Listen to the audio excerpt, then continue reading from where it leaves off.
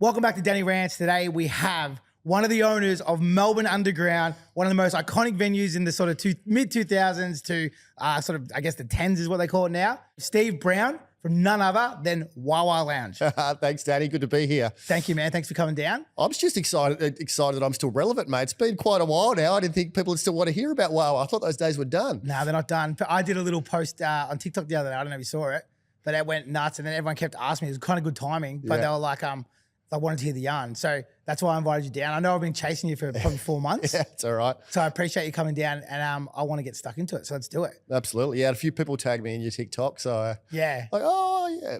So I was like, yeah, it's like such a special venue to me too. So it's like, I love, that venue still to this day, even when I went in there, it was so fucking nostalgic. I was like, I love this joint. Absolutely. So going back, obviously you were the creator and founder of Wawa. Yep. But before that, you were working in nightclubs, no doubt. Yeah, I was. So actually, I was a country boy. I moved to Melbourne to go to uni, to do mechanical engineering at Melbourne Uni. You'd never know. But halfway through first year uni, I'm like, oh, I'm poor, I need a job. And I looked up in the paper.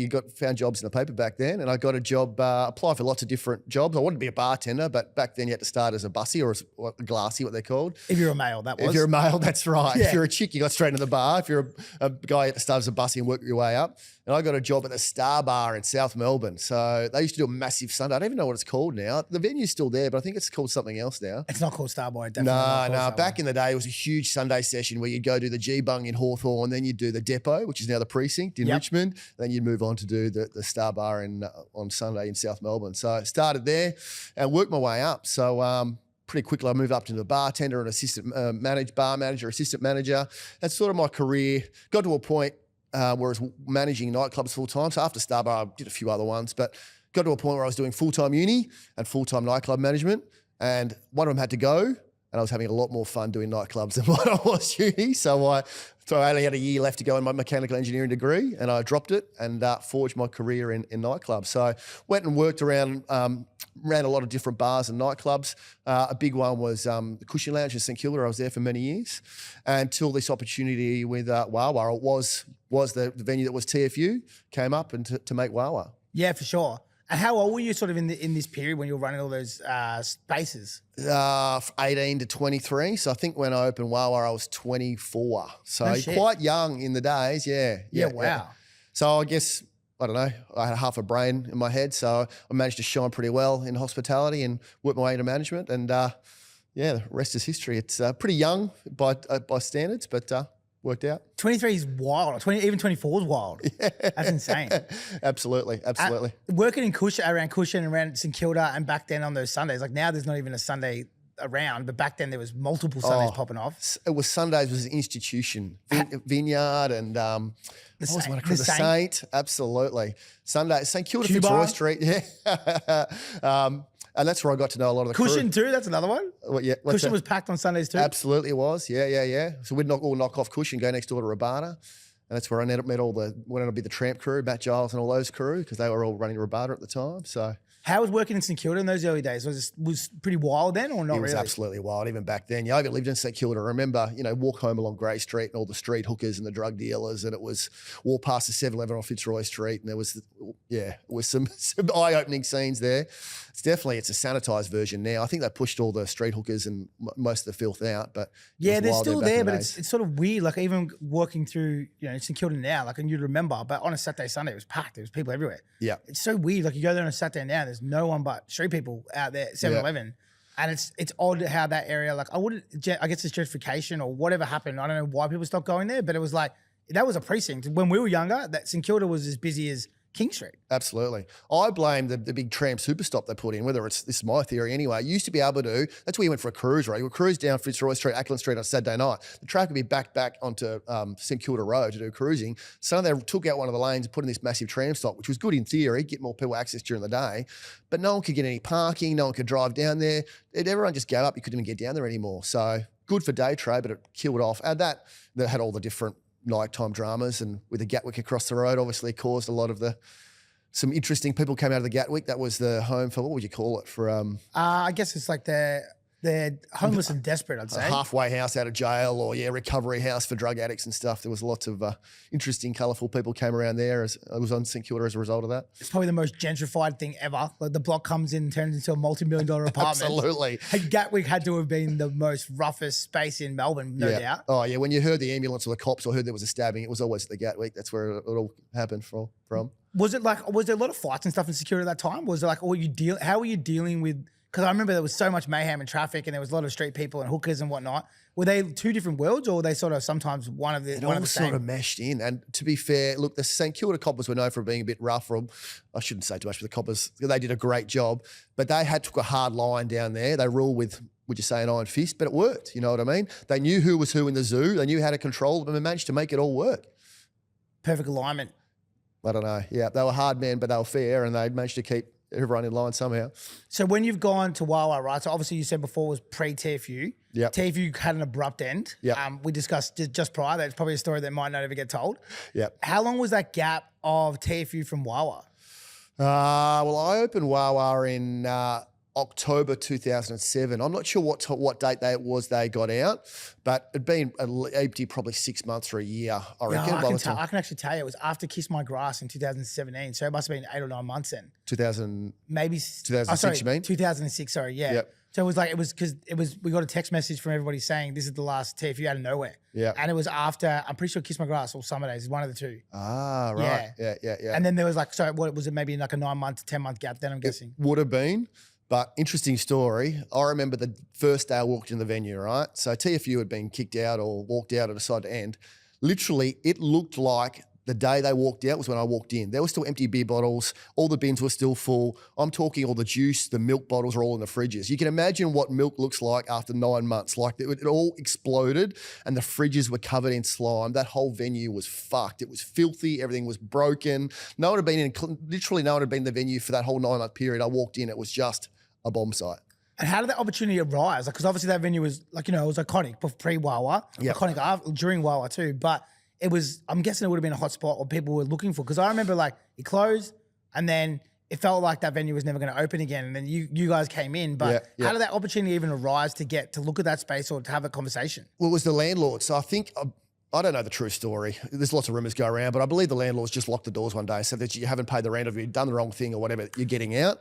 So went back to the landlords, they took it back over. So then they went out they were offering to expressions of interest to who wanted to come in. They didn't want just a repeat of bad operators. They're looking for someone to come in. So looking for a good operator, and we came in. And look, the venue needed a full fit out. Like I said, the venue was stuffed. We had to redo the plumbing, the hot water, the electricity, the floor, everything was stuffed.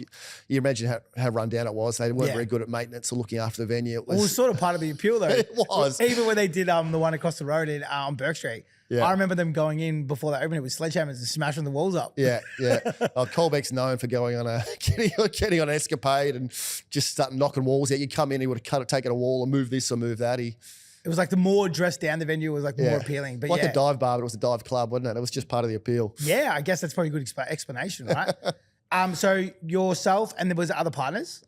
Yeah. So, originally, the guy that first bought Wawa, I was just a manager originally, if you want the full truth. So a guy named Trent bought it and he hired me to open. So he was just a property type guy, pretty well off. And so he bought the venue and then paid me to open it up. So we organised to renovate it and all that sort of stuff, open it up. And luckily for me, about 9 months in, a lot of his other businesses went pretty bad. He was doing allegedly some shonky stuff and he had to pull out. So he had to sell the venue. So I managed to jump in because I already knew the inside out the venue. Myself and my business partner, Danny, came in and got a big loan from the bank. Back then you can actually get money from a bank. It's much harder for a business now. And bought the club off Trent. It was probably only 9 months into operating and took on as our own. So yeah. I did not know that. So you guys, you were from the get-go building it for someone else. I was a manager originally. Yeah. So they hired me to come in and open the venue for them. So I was there from the start, but I wasn't the owner from the start. Yeah, crazy. I didn't know that.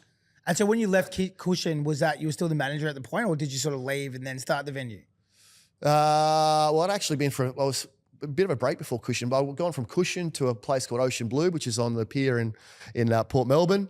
And I'd actually given up managing clubs for a while. I was actually doing security. So I was actually going to being a doorman. So I was actually the doorman at, I remember, Star Bar on a Sunday, did Circus on a Sunday morning. Where else was I doing? I was doing the Toff, Curtain House on a Saturday night. 5 nights a week I was just working dorm because I've been burnt out from clubs.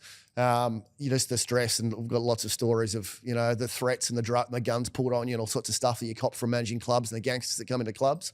I'd had burnout and just strangely then you go to security, but I did, took a break, and then I got contacted by these guys, said, we'll open up this club, we're looking for someone to open the club for us. So I got called in and got the gig, and rest is history. So I was very lucky to nab that opportunity. Yeah, for sure. Especially so when you moved from those sort of areas, you talk about South Melbourne, you talk about St Kilda, but you came to the city. Was that your first time sort of operating something in town? Absolutely was. Yeah. But after facing what goes on in St Kilda, it was pretty similar, I think. Yeah. I was going to say, I reckon it'd probably be better, right? Yeah, probably even better. Yeah, it was very in your face. Like St Kilda back then, there was no hiding. It was just street prostitutes walking on the street. Like you don't see prostitutes or drug dealers openly standing on the streets looking for trade in the city like you do in St Kilda. It was wild. Yeah, it would have been. So then you open it first night. Can you kind of take us back to that day when the first opening of Wawa?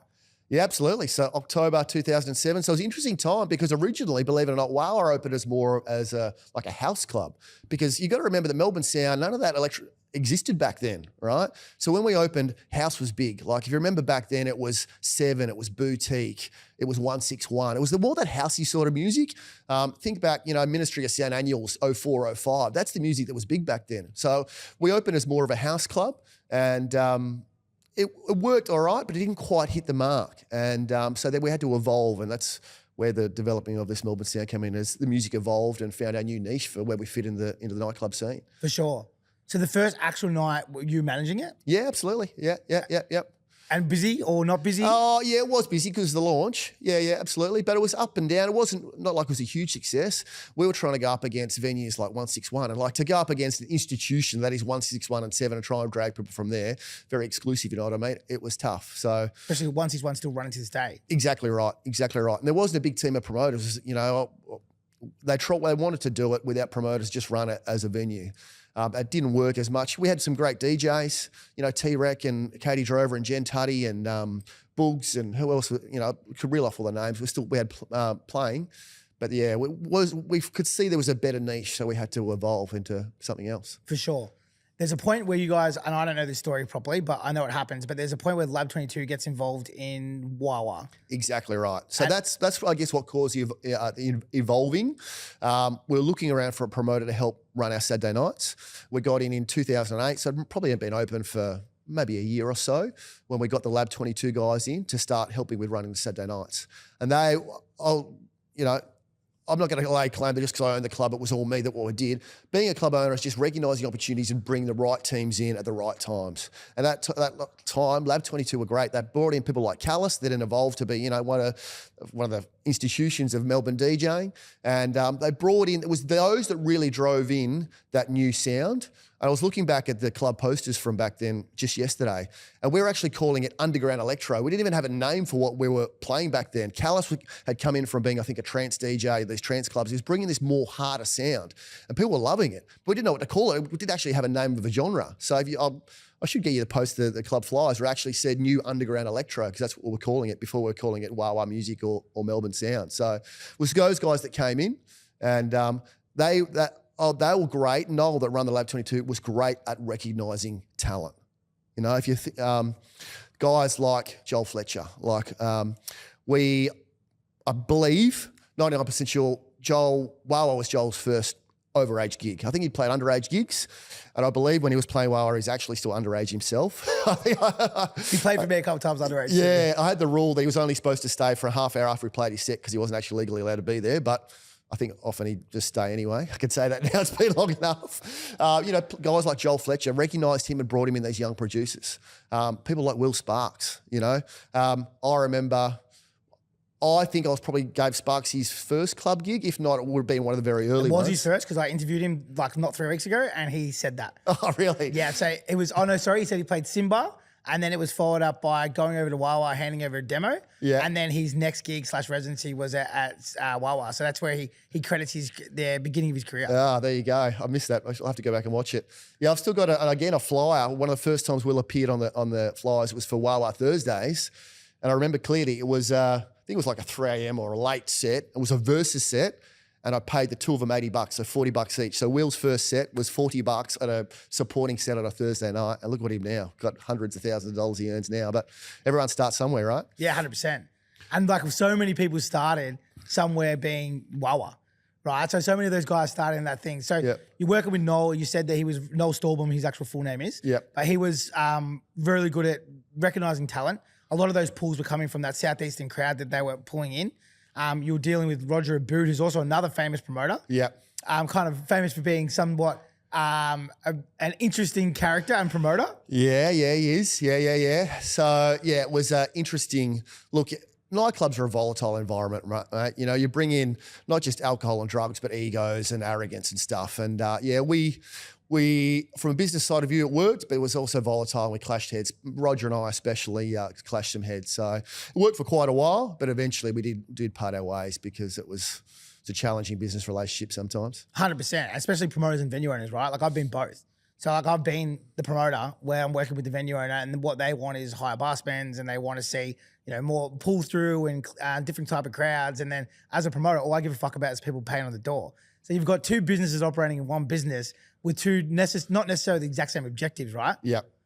And you've got competing forces. Like from my point of view, I just want to call it WAH WAH Saturdays because I want it to stay at the venue. And he wants to call it Lab 22 Saturdays. If he ever gets pissed off with me, he can just move it somewhere else. So you're working against each other, right? I want to try and lock him in and make sure that if he left, I've got him, and he's trying to make it so he can move it when we fall out. So it's a challenge. So it was Lab 22 Saturdays, but it was trying to push and pull, calling it WAH Saturdays is what it was. For sure. And one of the other interesting things, which is like, you know, in my journey, like I was obviously worked a lot with TFU and Corova. And when you think of the Melbourne Sound, the three venues you talk about are TFU, Wawa, Corova. Yep. So Wawa was its own sort of ecosystem, but Lab 22 was also. So there was really four players. It was TFU, Loud, Wawa, and Lab 22. But what is crazy, which people probably don't know about now, is that all four of those had different DJs, different ecosystems, different audiences, different crowds. Absolutely. Even different fashion. Like that's how far it went back. Absolutely. So when the Sound talked about, and you talked about before how it was called Melbourne New Underground Electro or whatever, it eventually was called Melbourne Sound because no one had a name for it. So people were just like, oh, that Melbourne music, that Melbourne Sound. And it was called Wawa music, it was called TFU music. And then you guys did the podcast, which obviously blew up. And that really, in my opinion, was what catapulted it. So before we get to that, because I really want to touch on it, because that was the thing that kind of blew it out outside of the underground. Yeah, agreed. But prior to that, you did part ways with Lab 22. And then Wawa went on to become WAH WAH Saturdays. During that period, was that like difficult? Like how did that kind of conspire or happen?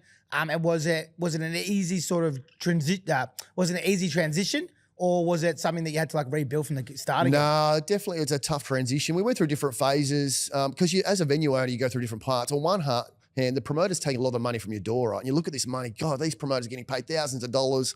You know, why are we paying this out? So sometimes you get greedy and you're like, get rid of them, I can take all that money for myself. But then once you get rid of them, you realize, oh shit, they were bringing a crowd. They had a vibe. They had their value. So loyalty is probably the term, eh? Yeah. Back then, like it was all about loyalty, and like those crowds, they were able to move. Like I remember St Sunday as an example. Nick Corver used to run it. Fuck Mondays it was called, and he moved, and then the week after was dead. Yeah, and so. But then he made a bad decision and ended up being dead at the other club too, as it happens. But promoters, like they can transition those crowds pretty easy. Absolutely. It was a real culture per venue, right? Like you said, each venue had its own DJs, had its own culture, its own look, its own fashion, which we'll touch on, absolutely. So it's a real battle as a venue owner. If you want to get rid of these promoters because they get asking too much or wanting too much or being troublesome, you've got to be wary because they do actually hold a lot of power because they held that ecosystem in your club. Yeah, and I think it was harder to attack those ecosystems. Whereas now you got online or TikTok or Instagram. Back then, it's like there was leaders of those groups that owned and managed them. And I know, like back then you remember people being resident DJs. But like, if someone went to another club that was like a competitor, that was like game on. Like that was war, yeah. Like so absolutely. People owned DJs. Like there was Wawa DJs, there was Corova DJs, there was TFU DJs, and like there was guys like Callis who I think I maybe had at my events a handful of times. And the reason being is that there was politics and all that sort of stuff that we weren't able to like overcome. Until obviously it all kind of Will Sparks and Joel blew up and it went to the next level. Meshed, that's right, yeah. But it was good because each club had a unique offering. If you wanted to see Callis on a Saturday night main set, you had to come to Wawa. If you wanted to see Orc, you had to go there or whatever. It was, everyone had their niche. It was great. So each club had a unique value offering, So with the Lab 22, how long were you guys actually together for?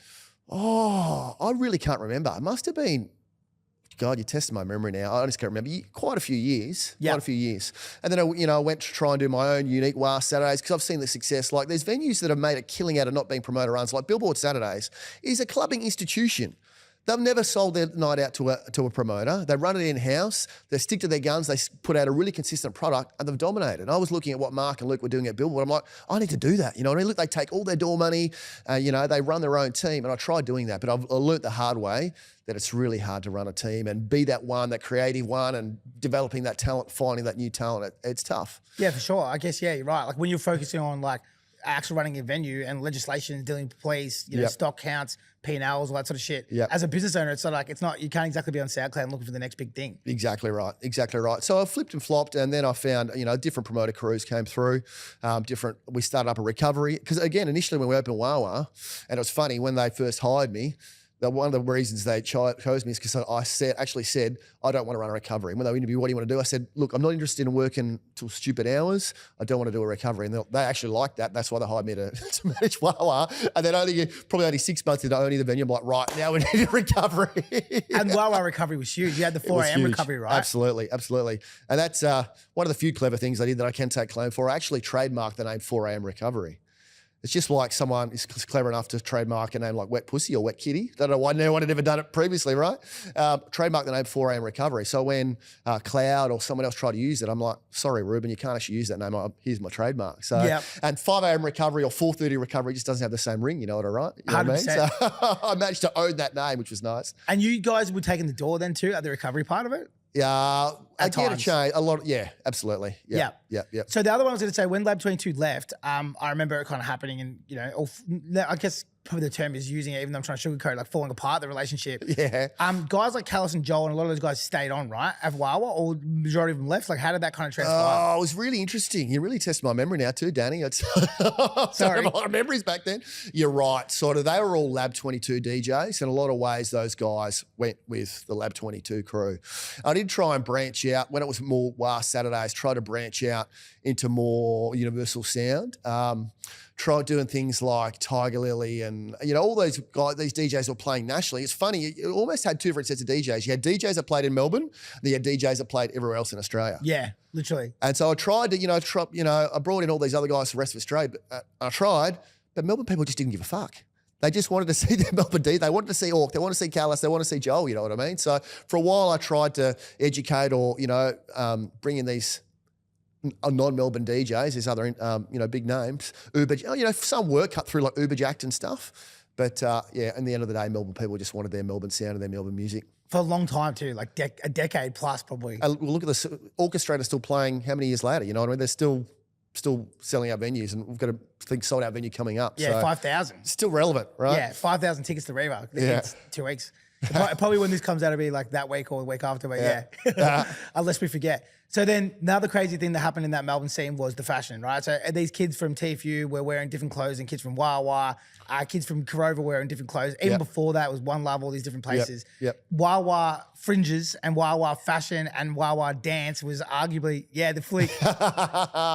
So can you explain, like I guess watching it as a bystander, watching that kind of culture get so strong that it had its own, music style, it had its own fashion. Like, what was that like watching it as a bystander? It was really amazing how, like I said, each club had their own culture. They developed a personality of its own. But I think that's what made the club so welcoming, that you could come in, you'd see the owner at the door, he'd put you through, give you some drink cards, and you see all your mates straight away. And you're right, they developed and morphed into their own culture, because you're right, there was the WAH Fringe. And I did a Google of the WAH Fringe this morning, and it's actually still up on Urban Dictionary. If you Google WAH Fringe, it's still up there. So it became so well known, it became a term, right? And the WAH Flick, the fact that certain clubs had certain dances they do, I don't know how they evolved or how it happens, but just amazing that not just the music, but the crowd, the look, the dance, everything could be so distinctive to one venue. It had its own culture and personality. And you don't believe it was someone inspired that? It just happened? I really don't know. I couldn't put my finger on how it happened. Neither. I think a few kids just started wearing it, and then other kids, because of the same crew coming every week, he's got a cool fringe, I'm going to cut my hair like that. And it just evolved and evolved until eventually, we started some of your own fashions. Like Wawa had medallions, like a lot of clubs did, and we started wearing them on chains around our neck. And then it became like a status symbol. Yeah, I remember that. You know, because it started off with just the promoters or just the DJs had it. And then because those people had it, everyone wanted it. So it was a big deal that people would do anything to get a WAH medallion just so they could have it around their neck and be seen at Wawa with a WAH medallion around their neck. Yeah, because they used to wear it on the long chain, right? Or was it a chain or a piece of like chain. rope? Yeah. Because I remember the fashion, like we'd go out and obviously we had our own audiences that did different stuff, but like you could pick a Wawa punter from a million miles away. They had the flat brim, the dyed fringe that went down to their chin, oversized singlet, and then they had like a flanny with the Wawa medallion hanging off them. Absolutely. And then they were flicking into the air like this. The dances, that's one thing I never really understood because like everyone else was like a lot more aggressive. It was like stomping, slapping, like all like, you know, clubs used to actually have holes in them. Yeah. And with Wawa, they like kind of flicked backwards. It was like this weird sort of dance move that kind of reminded me of like a fish out of water. Yeah, I wish I'd know how it evolved or how it happened. It just organically just grew out of the same people getting together and doing the same thing and having fun every weekend, you know? And it's kind of unique because it doesn't happen anymore. So that's like why I sort of put a spotlight on it because it's not something you see. Because like now you go out, everyone looks the same for that event. Like they kind of play dress ups. Yep. Whereas before it wasn't like that. Like you could see someone on a Monday and you could almost guarantee where they went out on a Saturday. Yeah. And it's something that's like, you know, I want to kind of bring up because I want people to understand that this is what it was like Absolutely. Kind of social media really, right? If you're at One Love, you're in a fluoro Stevie t-shirt, right? Or if you're at WAH, like you said, everyone had their own look. It was crazy. Yeah, it was insane. So going back on that, you did the podcast, the WAH podcast. So we talk about like Melbourne Sound. Obviously, I'd say Wawa had a lot to do with it. TFU was arguably the creator of it. Places like Crover and stuff maybe like helped birth it into a different space. I know my entertainment company, Loud, we were the first to sort of do it, a one-off events in different events throughout Melbourne. So we sort of showed other venues. Then it blew up across Victoria and sort of Adelaide and different states and stuff. But it came from the WAH WAH podcast. It did. So when you started that, why did you start it? Because it was something that was a medium that no one had done properly. And then like, how quickly did you, because some of the downloads you're doing were like in the millions, right? Crazy. I'm going to do a shout out I'll credit this to, I had a marketing manager at the time, Damon Walsh, who also you may know from Thick as Thieves and really good promoter. I think he's moved on, he's got his marketing agency now. But anyway, look, Damo, if you're out there, thanks for listening. But I'm going to credit this one to you. He came to me one day and said, Steve, there's this new thing called podcast, this new medium. I want to try it out. This was what must have been, I don't know, 2008, 2009, something, you know. I want to try some. I said, what do you want to put on? He said, I want to record some music in the club and we'll put it up, see what happens. I said, all right, we'll give it a go. So I bought a recorder. And so from then on, that's what we did. Every Saturday night, we'd record a set and the next week we'd put it up on the podcast and so people could download. Because you remember back then, music wasn't free. It's not like it was Spotify or whatever back then. If you wanted to had a mix, you had to suck up to a DJ. They'd give you a mix on a CD, right? Or you had to go buy the Ministry CD or whatever. You couldn't just access mixes like this back then. So it's a really new phenomenon for people to have. And to be able to just jump on and download, it was free, completely free, download a mix and be able to rock out during the week or while you're at pre-drinks to the music, the recorded live from WAH was great. And we just saw huge success. It just took off. Like we were the #1 most downloaded podcast in the country. Yeah, I remember that. We eventually got knocked off by some blokes called Hamish and Andy, unfortunately. I've never heard of them. But and I guess, so that's what really spread the WAH WAH name. We called it WAH WAH Music back then. There was quite a few clubs, you know, started at Melbourne Sound, but I think you're right, a really big factor was the WAH WAH Music, then became Melbourne Sound or Melbourne Bounce. But in saying that, still, the songs that were anthems at Wawa weren't the anthems that were at TFU. The anthems at Crover weren't the anthems at Wawa. So it was Wawa music, and it was Crover music. Like I know people called it that, but like the songs that I look back at and go, they were the most iconic moments of our nightclubs. Probably never got played in Wawa, or very little. And I know like Jump from Callous, like, you know, you think of that song, you think of Wawa. That was not a song that was played in our ecosystem, really. And so it was Wawa music. So the Melbourne Sound was the collective. But realistically, each club had their own sound and style. Maybe smallly different. And then eventually it turned into Will Sparks and Joe Fletcher. But it's like that thing. But I remember like beforehand when we did it, it was fully underground. So there's like, you know, 4 clubs doing it. WAH podcast comes out. Everybody knows about Melbourne Sound, across Victoria especially. And then the people that I've been telling it about who never understood what it was, were now listening and flogging it in their car because you made it accessible. But the thing was, Melbourne Sound was never accessible until those podcasters sort of started. Exactly. Until then, you had to go to the club to experience it. Suddenly, anyone, like having people coming from all over the country to come to WAH WAH just because they'd heard the music. Some mate was playing the WAH WAH podcast in the car. That's cool. Oh, when we go to Melbourne, let's go check out the club. So suddenly I was doing tours of the WAH WAH brand around, you know, Victoria, down the coast, Mildura. We did WAH WAH Invades parties all around. And people were coming from interstate just to hear that music live in the flesh and experience WAH WAH. Yeah, wild, hey. And so what was like the most amount of downloads you had on one? Because the people's careers were blowing up from that podcast. You keep asking me hard questions, Danny, and I just really don't know. I guess we're probably getting 10,000 downloads a day just of a podcast. Yeah, we put up a big one, a Callus and Orc one. It just was crazy. I think we're putting up pretty much one every week. So there's still some on YouTube. I think old Holly J, who's like a kind of did plenty of hours in Wawa. Absolutely. But I'm pretty sure she just started recently uploading them again. Yeah, I reckon Holly got access to, found all the old tunes. I think she started putting them up on her SoundCloud. So if you want to access them, I love you, Hole. Hopefully I'm not doing the wrong thing by pushing everyone. I reckon check out her SoundCloud. I reckon they're all up there. I don't even have them at home. She asked me the other day because someone mentioned it and she wrote in a comment saying that she's found them and she's going to start to re-upload them. So if you want to know what we're talking about, you can go find them out. I think look for Holly J somewhere, but shout out for her. So we've gone through the fashion, we've gone through the music and the podcast and how it blew up, and a lot of careers were kind of created off the back of that.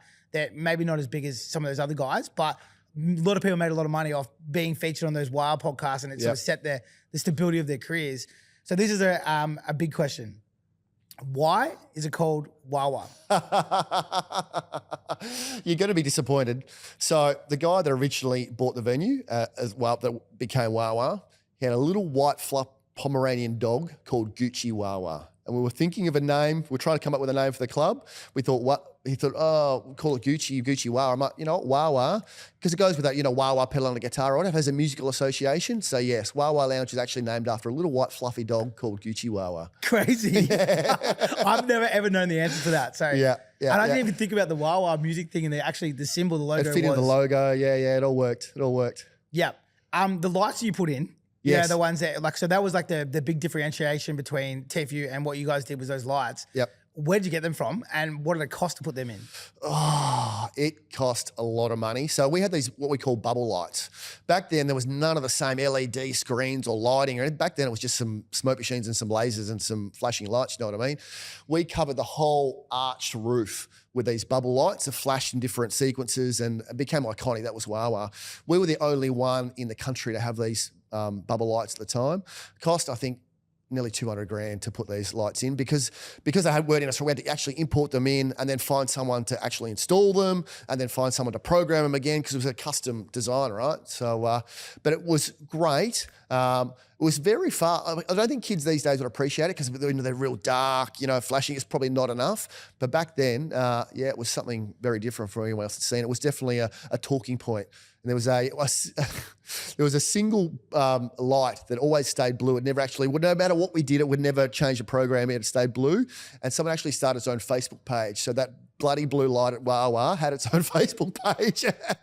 And even when I had the chance to reprogram it, we chose not to keep it because it became iconic, that one light at the Wawa bubble wall that wouldn't change colour. It's interesting you talk about like now. So some of the production is fucking insane, like now.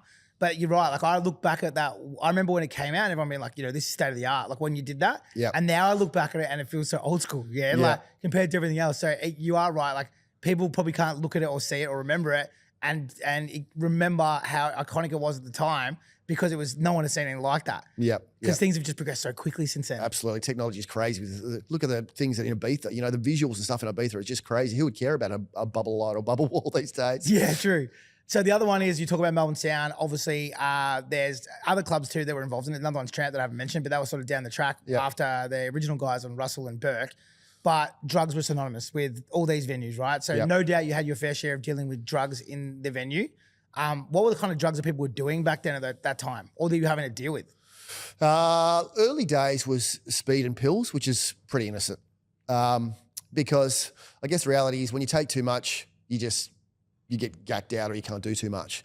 But later on, they weren't a problem. It was great. It was more when drugs came in phases, right? Something had come in vogue and people would get into it. Things like suddenly ice kicked in. There was ice epidemic, which made people a bit crazy. Not at the time, but if you'd been awake for 3 days or 4 days, you started tweaking out and doing some crazy shit. Know what I mean? So got some pretty erratic behaviour, depending on how long you've been awake.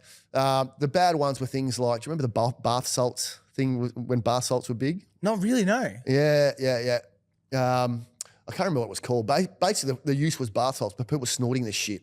And I can't remember what they were calling it, white revolver. Oh, was it called Meow or something like that? Meow, yeah. So I remember this now, yeah. And you'd hear the urban myths of someone had ripped their own face off when they were high on bath salts, that sort of stuff. So that Wasn't as bigger, but it, it has its... That was small, hey? Like, that was only around for like a couple, maybe weeks, right? Yeah. I remember people that. realised how messed up it was. Yeah. And what were the kind of reactions to people having off this meow drug? We never saw too much of it. We were pretty wary of it. But yeah, that was just real erratic and crazy and just whacked, absolutely whacked. But I guess the worst one was always the G. I think you probably talked about it in your podcast before. The GHB is concerning because if you take too much, you just fall down asleep and you can't die. You know what I mean? Take too many pills, too much speed, or even ice, you just get really high or whatever, you're not going to die.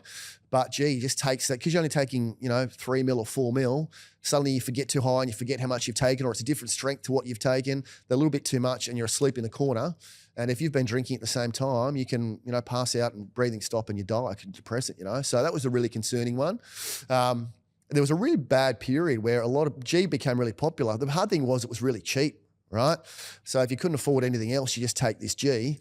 And we were calling ambulances every Saturday night because these kids were taking it, didn't know the strength of it, taking too much and having it carried out the front, calling ambulances because these guys are full unconscious, comatose. And they just lost their shit. Sometimes it also made you quite sexual. So they'd wake up. I remember having this girl in the laneway, I'd have to do sternal rubs to try and wake them up to make sure they were still alive and breathing. And then she'd wake up and get her hands in her pants and try and start masturbating, like an open laneway. And you're like trying to pull their own hands out of their pants for masturbating while still half unconscious, making sure they're breathing. It was just some messed up moments. It's not a good drug. And like the demon, right? Like when, they... like it's sort of the step after the masturbation where they like smash their heads against the wall or the ground, sorry. Like until you've seen that, you can't understand or explain it. Like these people look possessed. And I remember the first time I saw it, I was like, what the actual fuck? But it sort of kind of puts a dark day on that period. Like you talk about, look back at it now, so many massive careers, so many awesome clubs, so many iconic moments. And then there was this probably 1.5 to 2 years of this G epidemic where we kind of got painted as like we were the bad guys because that was the scene that was not accommodating it. We definitely weren't accommodating it, but we were like, people were consuming it and it was fucked. And I know, and correct me if I'm wrong on this, but you had a pretty hard stance on the whole G thing. And were you involved in bringing in bands? Absolutely. Yeah. So we took a real hard line because I got sick of calling ambulance. It's a bad look, right? When you're calling up at a club and there's an ambulance coming to take away someone unconscious, a really bad look. So I had a rule, if you blew out, which what we call when you're overdosed on G, you blew out, that's it, lifetime ban. And this was starting in the days where we started having ID scanners and scan detectors. Back in the early days, you had to rely on a good doorman. You had to remember everyone's face, remember who he'd banned. But later on, it became, had ID scanner, you'd have to go to the scanner and ban them, and that's it. They were banned from not just your club and lots of clubs. But yeah, it was a real bad situation. We had to take a hard stance. All we could do. Yeah, because I remember people sort of saying that you were doing lifetime bans, and then I'm pretty sure you were heroing at the time, and then everyone started doing these lifetime bans because of it. And then it probably was what helped clean it up. Like, not that it disappeared, but helped clean it up. But I do remember you being the first guy handing out the lifetime bans. Yeah, we had to, because otherwise, one of the worst things about G is you actually wake up an hour later and you feel completely fine. Like, at least if you drink too much or whatever, when you sober up, you feel shit and you feel bad for it. Overdose on G, an hour later you wake up and you feel fine. I actually had guys that got taken away the ambulance, come back to the door 2 hours later trying to get in. They've been taken in, half breathing unconscious, woke up, I feel fine now, put their clothes on, and actually didn't even remember it, I'm fine now, came back, tried to get in the club. We couldn't believe when these kids were rocking up because they just wears off and they're good again. We used to say it all the time too. And the other one too is like people don't realize is like when you say like, we're getting, it wasn't like one. Like back when that epidemic was on, we would sometimes pull up like over 10 in a night. And I remember like there was a festival that I did and we had, I think there was like 7 or 8 of them. And it was legitimately the ambulance lights was the lighting for the event. But it was fucked. That's what it was like back then. Yeah. But the cops were against us. It was they said, the head inspector emailed me, you had 4 ambulances at 10 on Saturday night. Well, what can you do? It's not us doing it. We started having to do pat downs and sorts of stuff. But if you want to be creative, you can find drugs anywhere. You know what I mean? So even if you're patting people down or searching them or whatever, giving lifetime bans, that's why we had to do a lifetime ban. Make people realise the gravity of the situation, trying to stop them doing it because it was going to close down the clubs. All this bad publicity and negative attention. Yeah, because the media got involved in it eventually too, didn't they? Absolutely. Yeah, and that was like the recoveries. It was guys off their face during the day with kids going to the aquarium, if I remember right. Yeah, absolutely. And that's, I guess, the difference because we were running recovery clubs, probably more so Tramp because they went later. We normally close by 8 or 9 a.m. on a Sunday morning. The Tramps and ones that were going all day, if you're coming out of the club at 8 a.m. chewing your face off and there's people going to work or taking their kids to wherever in the city That's just not a good look. In the middle of the night at 2 a.m, no one's really there to see, but at 9 or 10 a.m, when the normal people are around, going for a jog and there's people passed out on the ground. I've been in those trams at not being a normal person. On the way home at 9, 10 a.m, watching the normal people, and I'm like, what am I doing with my life? Yeah, yep. So you're working in that recovery space in the middle of the city. No doubt you would have seen some crazy shit. I'm putting you on the spot a little bit here. Is there some things that you can talk about or remember working in that period during that time that is like stands out as like a crazy story? Lots of crazy stories. It was really interesting with Wawa. You know, so we opened at 10. We didn't really get busy till sort of 2. And then I reckon we peaked between 4 and 5. We had a cracking recovery. People would even come from other clubs, come from Billwater and just nail recovery. Some of the best memories I've got and the vibe that was going in Wawa was actually at 5 a.m. Like, to think of it now, you're like, how can people have so much energy, be so vibed at 5 a.m? But it's like people saved up, was a long build up.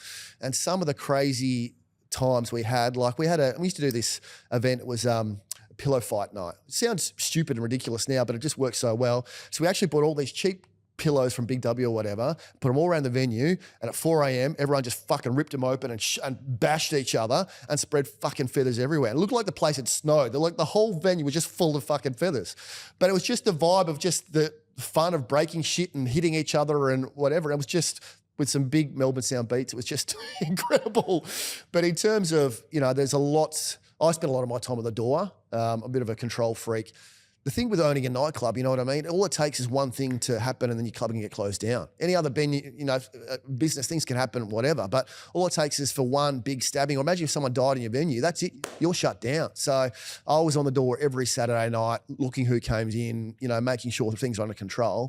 Because all it takes is 5 minutes when you're not there for your business to go down the gurgler, you know what I mean? So saw a lot of sights, especially for that recovery. You know, that's when you start getting the gangsters and the really high people coming at all sorts of crazy hours. One that stands out, I guess, is when these big muscle-roided guys came up to the door and wanted to get in. And look, well, I had big boys on the door as well. They wouldn't take no as an answer. And so this guy wanted to kick off, right? And go away. They tried to get him to go away. He just come back, wanted to fight. It was pretty clear he was pretty high on ice, right? So they had to go to the alley and just try and push this. A fight started, right? They ended up bashing this guy, got him down on the ground. As soon as he got him down, he'd fucking pop back up again and try and fight again. Because when you're high on ice, it's like you don't even fucking feel it, right? And I reckon this guy got belted and pretty much knocked out 3 times straight, and he just kept popping back up again. Got to a point where, and I think that the security guard actually broke his hand. He had to go 6 weeks off because he belted this guy so much he kept coming back, he actually broke his hand. We had to get 4 security guards just to fucking pin him down and sit on him just so he wouldn't get back up again, and call the police because he just kept coming back and coming back. It was crazy. It was crazy. Because you were like in an alleyway, right? So, because at that time period when Wawa was there, I was at Corova. So we were on the main street in Burke Street. So we would get like kind of not to the level of St Kilda, but there was a lot of like homeless people and like crazy people walking around. Were you hidden from it, or was it worse because you're in an alley? Nah, pretty well hidden from it. Generally, it's a good thing. Wawa was a destination venue. You didn't get the people just walking past because we were down a laneway. We deliberately only kept a small little sign. It's not a big sign on the street as you drove past. If you drove past, you'd probably hear it, but you wouldn't even know that we're there. So pretty hidden. But yeah, no matter what, once you become known as a good recovery, there's gangsters coming from Viper and all sorts of stuff from other clubs that wanted to come in and had their nose full of fun and wanted to come in and didn't like being told. Because the reality is, if you're a 18 to 21-year-old kid having a good time at 5 a.m. and suddenly 40 big Italian guys or gangster-looking guys come into the club and start standing around looking at you, you're not going to be comfortable, right? So as a club owner, you don't want these big gangsters in. It's going to ruin the vibe. It's going to make everyone uncomfortable and probably start fights. But try saying no to these big group of 10 guys that come to your door, you know what I mean? So it's a real mix. I'll be honest, you've a real good doorman that's a cross between gently spoken but hard enough to know all the right people, and sometimes some association with certain underworld or bikie groups or whatever, with enough weight to make some calls, either get your head of security in with a car full of big blokes to say no, fuck off, or make the right calls to the right higher up gangster to tell them, no, you're not coming in tonight. So it's a real balance. The other part too is like also, you know, I'm not going to deny this, like, you know, that they come in sometimes, like that's the reality. Because you're in this position where you're like, okay, is it worth my while and the trouble it's going to cause if I don't? But then you have the ability to, like you said, if you have a good guy, a door guy who knows someone, where you know they're not going to fuck up because someone knows someone. So it's like this weird balance, not just of like, how do you reject them? But it's like, who do we know that they know that they're not going to cause a drama because it's not worth their while. It's like, I talk about the grey zone. I always talk about it, right? You talk about, like, we talk about drugs. We're aware that they're happening. We try our best to stop them from coming in. Even as club owners, I'd be lying if I said we didn't consume them sometimes ourselves, like all this sort of stuff. And then you're dealing with gangsters who, you know, arguably anyone who was a black and white person or police officer would say, you can't come in. But the fucking reality is you just can't do that sometimes. And there's other ways around it and you've got to work and navigate that. But I feel like it's such a weird thing that people don't understand. It's like, you can't be black and white in the club game. No. And the funny thing is, some of the hardest guys were absolute fucking gentlemen, right? Softly spoken, they might look like they're going to fucking kill you. And I guess if they've got a bad day, they might. But, you know, they were really nice guys and they'd be very generous, buying everyone drinks and pouring out bags, whatever they could do. Sometimes they had the best ones. And all the best stuff. But, yeah, no, you're right. Definitely a grey area with and tough to juggle. And that's why you needed to be an active owner or active manager there, juggling these personalities and very volatile when there's alcohol and drugs involved. And there's like creatives, gangsters, like there's police officers. Like you're dealing with all these different people. It's interesting. I kind of brought that up because I was talking to my wife yesterday and we were talking about a situation that had occurred through a mate of mine that owns a venue or owned venues. And she was like, oh no, like, you know, drugs are bad. They should just stop them. I'm like, it doesn't work that way. Like, I get what you're saying. They can be bad. They can also be good. You could argue that some of the best creatives in the world were influenced by drugs. So I'm not saying they're good or they're bad, but I'm like, the world is not black and white. It's gray. And we see it fucking more than anybody, in my opinion. Absolutely. You go on to Wawa becomes a standalone brand. You start to do other stuff externally to Wawa, not just in this venue, which is relatively unique. You do like Wawa Invades, as you said. You do the TFU versus Wawa, which is a big brand. Was that during the club or was it more so after that you did that? No, all while the club was running, we did a Wawa versus TFU at Billboard. Look, afterwards, after Wawa closed, we went on and we always do reunion parties and stuff afterwards. But I was always looking for ways to make more money, you know, how I could spread the brand, whether it's invading and going regional or interstate or just running. Because a great way to, you know, run a big party. Billboard's a huge venue, you could get an awesome vibe in there with a big crew. You know, Wawa's only small. It only fits about 400 people. So you crave running these big 1,000-person parties. The only way you could do it is move to a bigger venue and, you know, or running a boat party or something. Just different ways to keep the interest and spice up the brand. You don't want it to get stale and just doing the same thing over and over. But prior to you guys doing it, were people doing it? I know now, like a lot of people did it. I myself jumped into it and made money off touring it around fucking regional Victoria. But like Wawa was like one of the first, from my memory, that you went and invaded all these other clubs to build your brand. Like, what was the thought process of doing that? Because beforehand it was like, you know, Wawa is the offering. Or, you know, my nightclub is the offering. Come here, it's destination. You said, well, you guys kind of outreach. So what was the thought process of why you did that? Well, I guess it would have started because people started reaching out to us. Hey, I want to get some Wawa DJs down because I sort of set up my own DJ agency because other people wanted to bring the Wawa music to the venue. I'm like, well, all right, well, if the Wawa name's got some pull, I'll book these DJs, pull me a bit of a branding, give me a bit of branding fee and we'll call it a Wawa night. So just an extra way to make it big extra money for me, extra gigs for the DJs, good paid money DJs and spreading the brand. That's what these venues wanted. If it was a free hit for their club, people would come, you know, once off in their regional town or whatever, they'd come because the Wawa was in town. It was a win-win for everyone. Yeah, it's interesting because the music's the piece of the puzzle, right? Because people, like, if you look at it now, you're like, oh, I'm going to turn, you know, for argument's sake, Turbo, which is one of the more successful clubs currently, to a town. The venue is really what makes it. Like, there's music there, but there's not like the iconic names, like you said.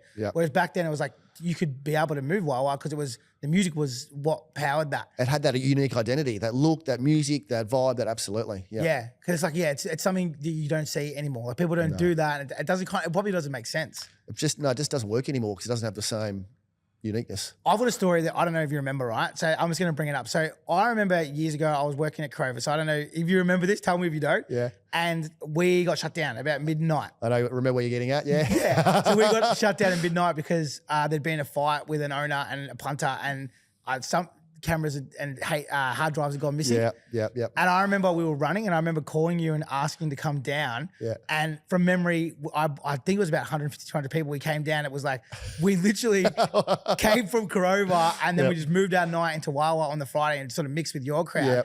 Do you remember that? I do. I think I had some other Friday night, which was probably normally finished at 1 or 2 a.m. I think you called me at midnight or 1 and said, oh, need someone to bring 200 people. I'm like, fucking bring them down. No worries. My night was just finishing.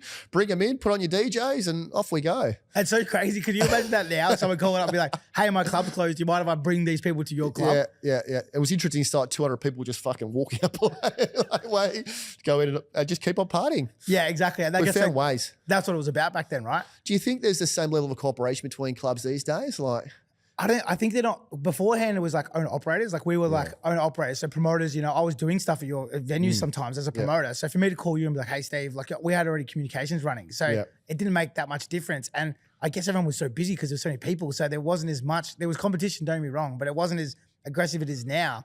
Now most of these venues are owned by like big companies that own 15 venues and they've got to like scratch their own backs always first. So I don't think beforehand it was just guys, like just people. Like you and I. Like, and now it's, talking 2 decades on and we catch up, we talk still, we're all in these same conversations, tell yarns. It was sort of like a alumni of people who worked in it, but there's not 50 clubs with one person owning it who's the face of it, who stands at the front of the club fucking giving people drink cards. So I think that's why you don't see that level of cooperation. But we're all in it, not to win it, but we're all in it. So we're all in the ins, our highs, and we're all in the lows. Sometimes you won, sometimes I won. It was like ebbs and flows. So we couldn't burn each other because... Sometimes you hate each other. Sometimes you'd come together, run a party one week, and then you'd fucking fall out and not talk to each other the next week. And you... back and forth. And time was surpassed and you just go back together. And it's like, I guess as bad as it sounds, like $1, right? Like if you could work together and make money, everyone was like, yeah, cool. Like differences aside. Yeah, absolutely. So Wawa, correct me if I'm wrong, 2016 it finished? Yep. So what was that? Was it just like time for you to close down, like, change your life? Like what made you decide to close Wawa? Well, it wasn't really closed, so I sold out. So, and basically it was the Storyville guys, because where Wawa is now is actually a venue called Storyville. Really great bar, nightclub, much different. It's still similar looking, other than some crazy decor. Same sort of layout as what Wawa originally was. Those guys bought the venue and changed into Storyville. Because look, Wawa was great in its day, but it had run its course and it was a high risk venue. You know what I mean? Like, I could probably say these things now. Like Wawa was licensed for 230 people, right? I could fit that on one level. So every Saturday night, I had between 450 and 500 in the venue. And so at any time, really, cops could come in and shut me down. I was openly flaunting the law. So that's a pretty bad business model. When you've got to double pack your venue just to make money, you know what I mean? It's not a successful enterprise. That plus, I was getting older, married, kids, the hours, imagine spending the same... spending Saturday night in the same nightclub every night for 9 years. You get pretty over it, wouldn't you? And every year the crowd stayed young, 18 to 21, and I got older and older, and that generation gap and age gap got bigger. It was too much of a control freak to step away. But I just knew I was burned out, my time was done. And more than anything, I think like you've spoken in some other podcasts, there's no money anymore. Like when I first opened Wawa, the money was fucking brilliant. The income was up here, the costs were down there, but every year, because you never really make much more money. You can't, I wish your capacity could go up with CPI like everything else does, but it can't, right? So your income stays the same. Every year, the cost went up higher, rent, insurance, fucking music licensing. Because these clubs were making so much money, everyone suddenly wanted a piece of the pie. You know what I mean? They started jamming up their fees. And so I got to a point where the profit margins just got so small. I got to a point, I'm like, why am I doing this? Working till stupid o'clock for not that much money anymore. You'll do it for big money, but not for shit money. And dealing, like you said, you don't have full control. Like the people come into your venue and someone kills someone with a one-punch hit, you lose your business. You never really have full control. It's the attraction, and it's also the negative of running a business like that is that you go there, you never know what's going to happen, which is awesome. But at the same time, you never know what's going to fucking happen. So it's like, but I don't know, man, it's like almost people think I'm lying. Like I've been saying this out loud, obviously you've seen me say it, but I'm like, same thing. Well, we can only do X amount of revenue. So if argument's sake, it was $1 million of revenue, and then, originally there was, say, 40% of that was profit, and then it just kept getting smaller and smaller and smaller. And it got to a point where it's just like, okay, cool. We can get closed any minute. We can't get money from the bank because they don't trust us. I'm watching friends of mine lose, win, and then 6 weeks later they're dead. It was like you really have zero control. You're on a roller coaster without a seatbelt almost. But the reason why people did do it was because it was fucking so profitable, and there was a lot of cash. If the ATO is watching, I never earned any. And that's exactly it, right? And any other business, when costs go up, you just put your prices up. But you can't do that in a nightclub. Someone's not going to pay $15 for a vodka. You know what I mean? You can only put, especially that young demographic, will only spend so much for a drink. But it still happened though, right? Because every year that the alcohol tax goes up, the drink prices go up. And what happened, rather than make more money, people drink less. Yeah. You know what I mean? From where I started open Wawa to when I finished, my bar spend halved, literally halved. Because instead of, it was a combination of, the prices going up, but also life became more expensive. Suddenly they had bloody, all their mobile phones and fuel and everything. Cost of living went up, but people couldn't afford to go out and blow $100 plus eat 2 pills or whatever they were doing. They just went to just eating pills instead. You know what I mean? Because it actually became a financial decision. And you might laugh at this, but if you've only got $50 to go out on a Saturday night, you can pay $25 to get into Wawa and a pill and have a good time for 6 hours, and then you drink a bottle of water, or you can go to Wawa and drink 2 vodkas. Where's that? That's not going to even touch the sides. Or you've got to try and preload at home. It was actually more financially viable to just take drugs than what it was to drink. Yeah, and it's funny because you got the police, right, who are breathing down our necks saying like, why are people doing drugs or feeling comfortable to do drugs in your nightclub? Yeah. And we're like, well, we don't want them to do that. Like, our business model doesn't actually work with people. Don't make money off people taking drugs. And we get all the downside and all the pressure from them. But it's like, that's why I always think that, why don't they work with us? These things, like you said, and something that even I haven't thought about, but like even myself when I was younger, like the reason why I started doing drugs when I was a kid was legitimately because it was cheaper than fucking buying alcohol. Yep. If alcohol was the same price as drugs, maybe I never experimented with ecstasy at 18. Because I used to go buy 2 Smirnoff Blacks and a pill, and that was enough for 6 hours of one love. Exactly right. You were set for the night. And they were good nights too. But it's like if drinks were cheaper like they were back in the 80s, like where you have this different culture shift where drugs weren't as prevalent, then maybe I am just a beer baron, But it's an interesting thing, and like you kind of talk about like the G stuff, and I've never really thought about that. But maybe the reason why I got so bad was because, as you said, CPI kept going up, drink prices kept going up, everything kept going up. So it sort of forced these kids into these grottier drugs. Yep. And then it kind of collapsed that part of the industry in a sense. Yeah. That's why the entry prices started going up as well. By the time I closed Wawa, initially it was only $10 or $15 to get in. It ended up $25. I would have put up more if I can. Because you'd watch the patrons, they'd come in, they'd buy entry, $25, go to the bar, buy a bottle of water for $5, and they'd just refill that same bottle of water all night from the bathrooms. And that's the only money you get out of them. Yeah. You get $30 out of them. So clubs used to do the hot taps. So yeah. They brought in the laws that you can well allowed to do that. They changed that. Yeah. You had to provide cold water. Absolutely. But yeah, a lot of before the laws, had to bring the laws in because exactly right. Clubs are either pre-mixing soap into the water out of the taps or just only running hot taps to try and make people buy water, buy drinks. Crazy, hey? So yeah, but the thing is you talk about before, but it's like it's called cost per head is the term that we use in the industry.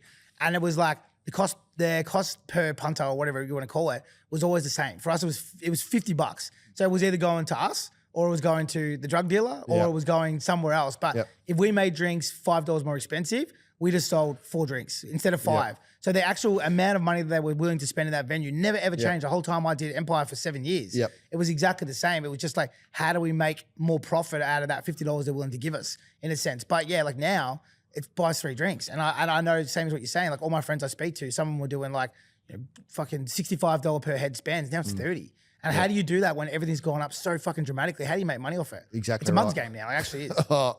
And you're exactly right. There's no point putting your prices up. There's no way of putting up, other than just trying to jam more people in a venue, which is always a risk. You couldn't get any more money out of people. Don't matter if you put prices up, they'd just probably buy less. So you had to get better at making money.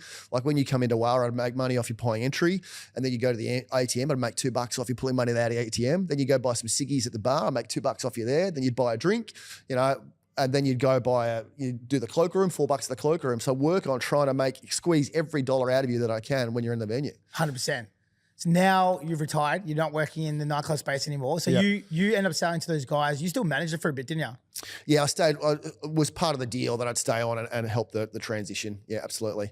They basically just wanted to keep running Wawa for a little while till they got all their permits and got everything sorted out. So eventually got to a point where they were ready to wind down Wawa and launch their new brand, which still continues this day and does very well, I've heard. Yeah, I was actually there the other week. It was a spin out seeing like the actual infrastructure be the same. Yeah. I had like all these random memories of like different spots in the venue. Yeah, because the bare structures, the bar, everything's in the same spot. There's some cool fucking mushroom lights and stuff, but the bare bones are still there, right? Even going back to TFU days, it's exactly the same. So because you left, and then a lot of people don't, like it's like a black hole. A lot of people fall back into the industry, or they leave for a bit and they come back. But you've actually left. Like you've been gone for maybe 6-7 years now. Yeah. I know you kind of half answered this question already, but was it the lifestyle change, the amount of money you could not make, the risk on it that made you decide to completely move away and sort of stop really being a part as heavily as you were in the industry? Because that period of time for, 13, 14 years, you were aggressively, it was your life, no different than everybody else. But most people don't get out. They kind of stay in forever. I'll admit it was really hard. I guess for me, it was my family. Like I'm married with now 4 kids.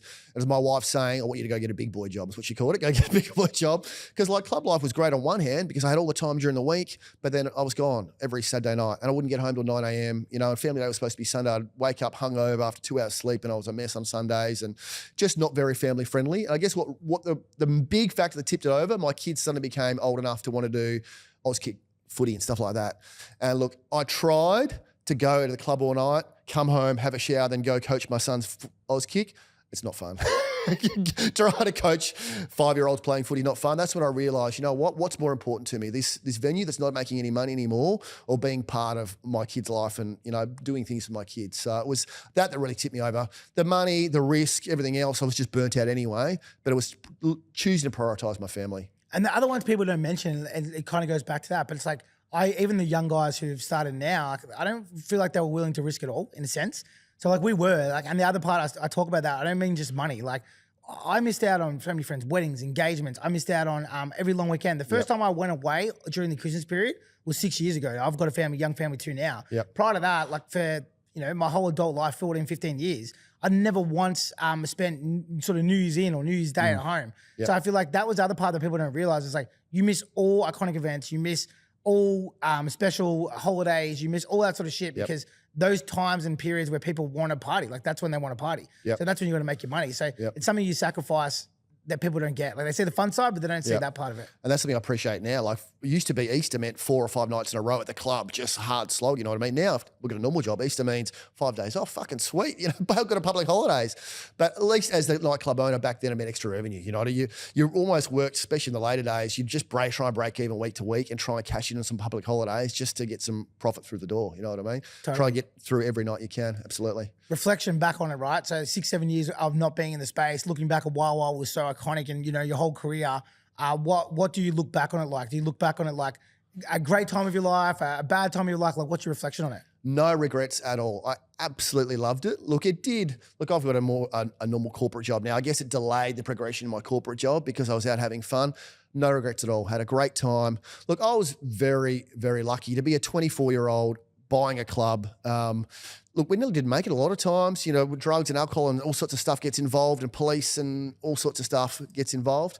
Nearly didn't make it. Those really hard points. I'm not going to tell you it was all glamour. 9 years, I was just fucking killing it, making money, life was good. There's some really fucking tough points, you know what I mean? But I don't regret it at all. Had some great times. I've still got people, friends that I speak to. Jack Talbot, who was one of my DJs at WAH, I'm having a beer with him tomorrow night, you know what I mean? There's still guys, tonight actually, that I speak to, that are the friends that I forged. One of my Saturday promoters, Josh Shep and Jack, I'm going to give them a plug. They're running a reunion party. So anyone that's keen to experience what WAH or what these clubs used to be like, they're actually running a reunion day party at Circus on Saturday, the 21st of December. So I saw that, yeah. Yeah. If you want to get involved, that's good. A lot of the old crew, a lot of the old DJs come back. They want to have me standing on the door to welcome people. So you'll probably see my head there as well. So, a lot of people I still speak to, just some great vibes because it was more than just a club. If you go to a club now, it's just go and have a good time. But that family vibe, that the same people going to the club, maybe it sounds pathetic, some people go to the club every weekend, but became that family. That was your social time, catching up with those people and seeing how they were and having a great time. Don't regret a day of it. Love it. Awesome. So before I thank you for coming down, I'm going to do a little bit of housework. Yeah. So firstly, no doubt you've had a million of these in your time, wet pussy shots. So this is for you. So this is my first sponsor, the major one who keeps the lights on every week, WP Shots. You can find it at First Choice Liquor, Liquorland, and all good independents around the country, and all good nightclubs. If they don't have it, they're a bad nightclub. So that's for you, Steve. Thank you very much. And then we have Estilio, the label, who's actually owned by a couple of promoters. No doubt you know, Porsche and a bunch of other guys. Yep. So we've got them. They make threads, and these are some of the best quality clothes that I've ever used. It's a super comfortable, super fashionable, great club wear. If you buy one of their t-shirts and you don't think it's the best t-shirt you own, I will personally give you the money back.